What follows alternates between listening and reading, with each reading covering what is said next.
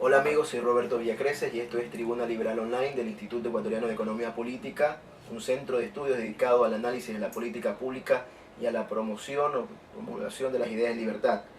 Este es un espacio dedicado a estudiar la problemática latinoamericana sobre temas que atañen al ámbito de lo económico y lo político, y en esta ocasión especial nos encontramos junto al abogado Otto Guevara Gut, ex diputado de Costa Rica, ex candidato presidencial, con quien lo hemos invitado a él como parte de un seminario internacional que ha organizado el Instituto Ecuatoriano de Economía Política, donde se analiza las consecuencias del cerrarnos, los ecuatorianos, cerrarnos al mundo en temas que tienen relación con el comercio internacional. Estamos hace poco en Ecuador,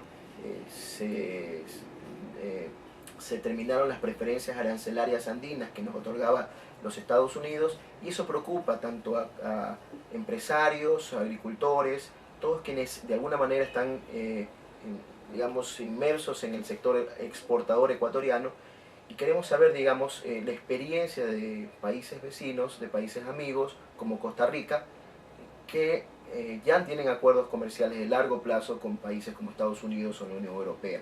¿Cómo han sobrellevado este asunto? ¿Por qué la importancia de tener acuerdos comerciales con estos países? Es lo que vamos a analizar, y le queremos dar la bienvenida al abogado Guevara. Gracias por acompañarnos en Tribuna Liberal Online y estar aquí en Ecuador compartiendo junto al Instituto Ecuatoriano de Economía Política esta lucha por los mercados abiertos, por la libertad y es afianzar las relaciones comerciales con el mundo. A ver, para comenzar, ¿cuál ha sido la experiencia de Costa Rica, primero, en estos tipos de acuerdos comerciales, tanto en el tema de exportaciones, en el tema de inversiones? ¿Cómo ha mejorado o cómo ha cambiado de alguna manera la vida de los costarricenses el tener afianzados acuerdos de largo plazo con los principales mercados mundiales como Estados Unidos, como la Unión Europea?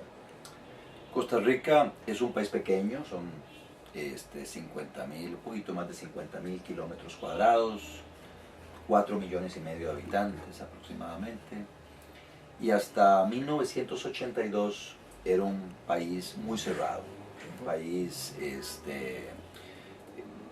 muy dentro de la onda de la sustitución de las importaciones, basaba sus exportaciones en muy poquitos productos tradicionales, el café, el banano, azúcar, un poquito de carne, básicamente.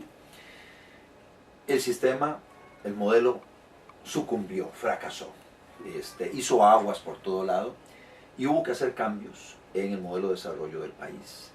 En aquella época, de alguna forma presionado por bancos internacionales, por los mismos Estados Unidos, la clase política de aquel entonces tuvo que hacer cambios a regañadientes. No los abrazaba del corazón, o sea, convencidos, pero los tuvieron que hacer porque no tenían otra opción. Y dichosamente se hicieron. Y Costa Rica pasó de un modelo de sustitución de importaciones a un modelo de atracción de inversión extranjera directa y promoción de exportaciones de productos no tradicionales. Se aprobaron leyes en los 80 para facilitar precisamente la llegada de capital al país, que son las leyes de zonas francas, las leyes de los contratos de exportación, leyes de maquila en aquella época, contratos de incentivos turísticos. Hubo también en los contratos de exportación algunos incentivos adicionales a quienes exportaban productos no tradicionales a mercados también no tradicionales.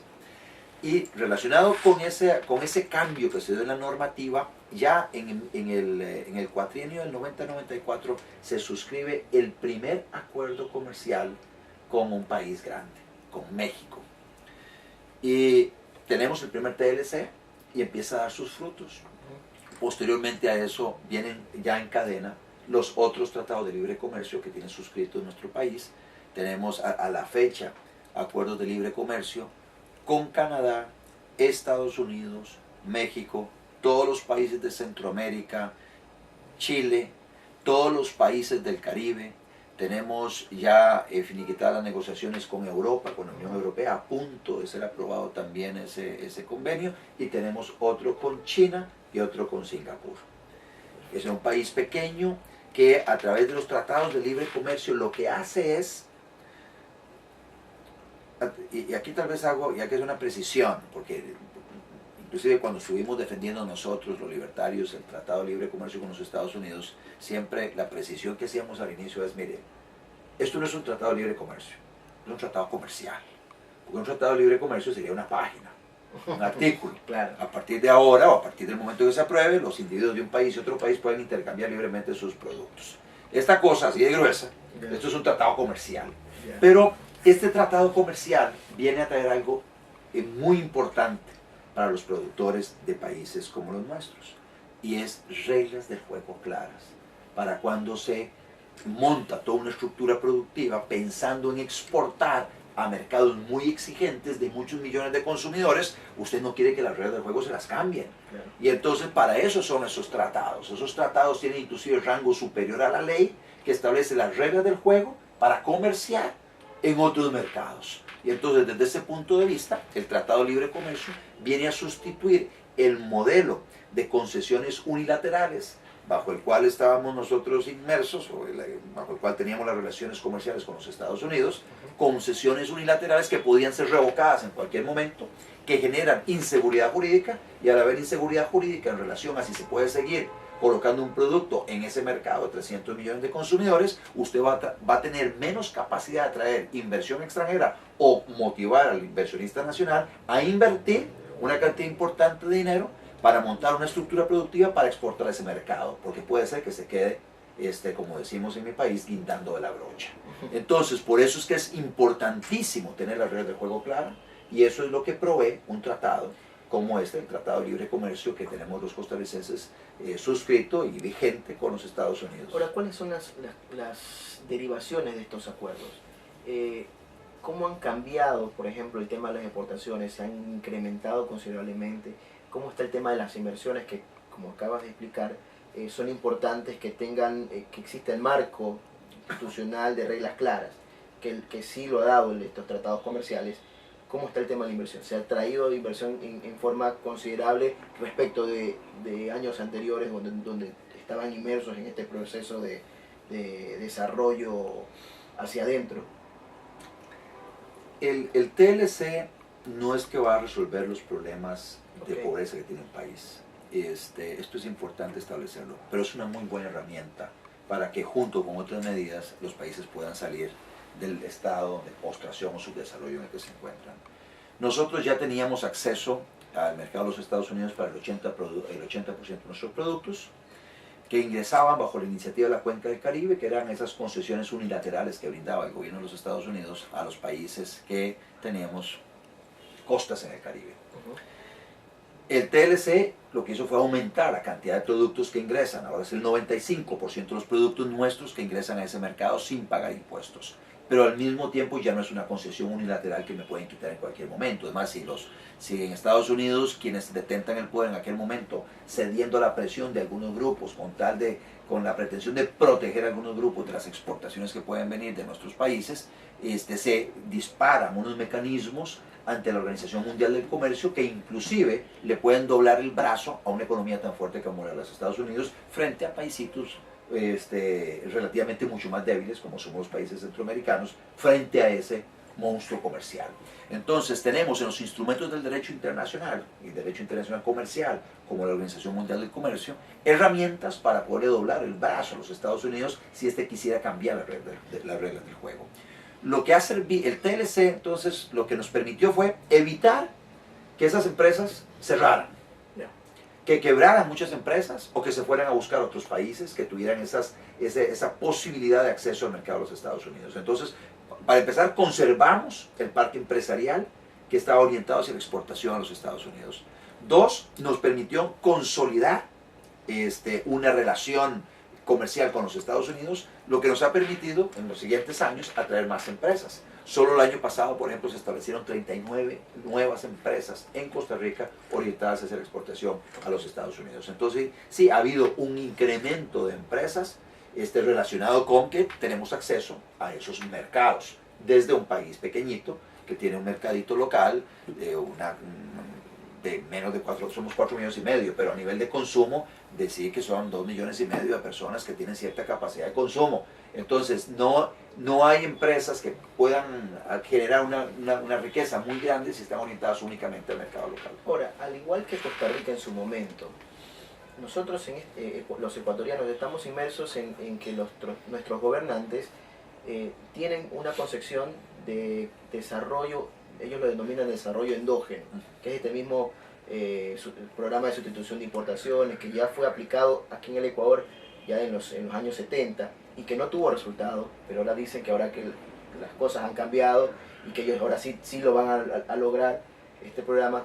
¿Qué es lo que hace falta para poder cambiar la mentalidad de esta gente, de los gobernantes, y tratar de incentivar de que ahora sí busquen acuerdos de libre comercio? Que será que nuevamente tendremos que tocar fondo como ya lo hicimos en el pasado y perder otra década para, digamos, ahí en ese momento comenzar ahí sí ya a pensar en acuerdos comerciales con todas partes del mundo y especialmente con nuestros principales socios? Bueno, es importante lo que el instituto está realizando, y ahí ese es uno de los roles de los institutos de investigación, es sensibilizar a una población y a la clase política sobre los beneficios que podría tener y tiene indudablemente el comercio libre. Y para eso, inclusive, están en una situación ventajosa frente a lo que tal vez nosotros experimentamos hace algunos años, porque cuando nosotros estábamos en esto, no habían muchos países en América Latina que hubieran tenido un tratado de libre comercio con los Estados Unidos. Y en aquel momento se decían el montón de barbaridades en relación con el TLC, que iban a desaparecer todas las empresas pequeñitas, que iba a desaparecer el agro, nos decían que las escuelas públicas iban a cerrar todas, que los taxis que tenemos allá iban a ser sustituidos por los Yellow Cab de Nueva York, que nos íbamos a quedar sin agua, nos íbamos a quedar sin biodiversidad, que la isla del Coco que tenemos aquí muy cerquita de las islas de Galápagos, se la iban a llevar los gringos. O sea, fueron tantas estupideces que se dijeron en esa época. En relación con las razones por las cuales había que estar en contra del TLC, que luego de varios años de que este tratado está en vigencia, muchos de esos temores que hicieron que una parte importante de la población lo rechazara, hoy se dan cuenta de que ninguno de esos temores se convirtió en realidad.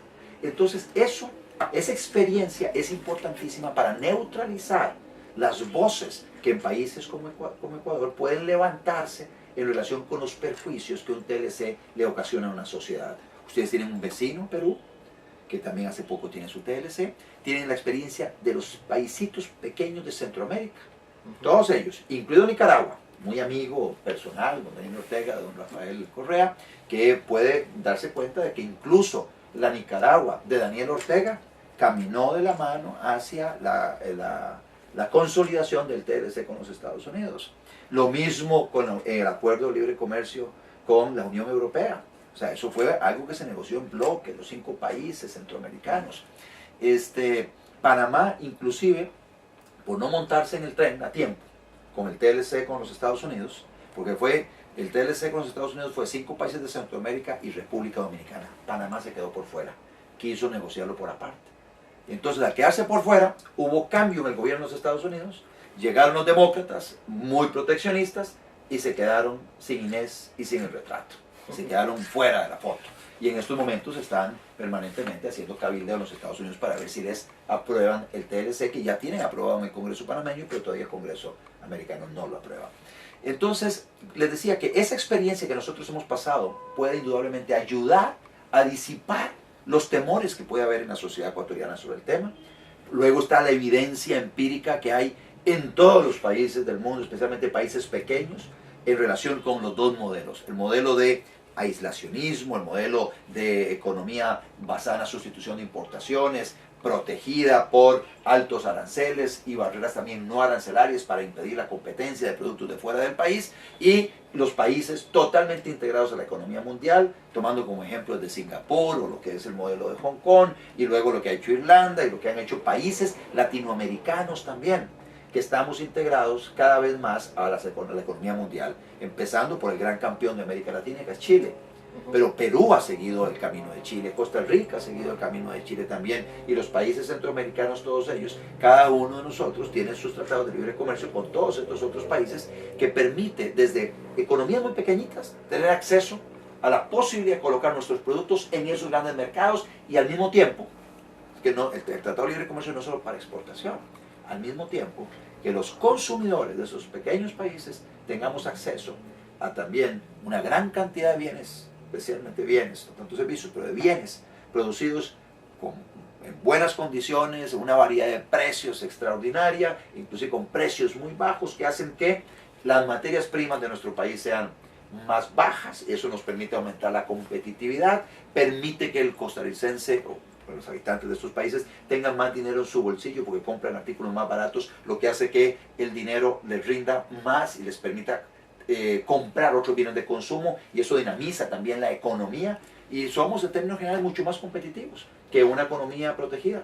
Le queremos agradecer a Otto Guevara, ex candidato presidencial de Costa Rica, ex diputado y amigo de la libertad, por habernos acompañado. Nos ilustras mucho respecto de esto y los ejemplos de Costa Rica que pueden servir para nosotros los ecuatorianos podamos empujar a través de nuestros políticos un acuerdo de largo plazo con los principales socios comerciales de Ecuador. Agradecemos por habernos acompañado, te esperamos en una próxima oportunidad aquí en Ecuador. Gracias a ustedes, amigos, por sintonizarnos en Tribuna Liberal Online del Instituto Ecuatoriano de Economía Política. Hasta luego.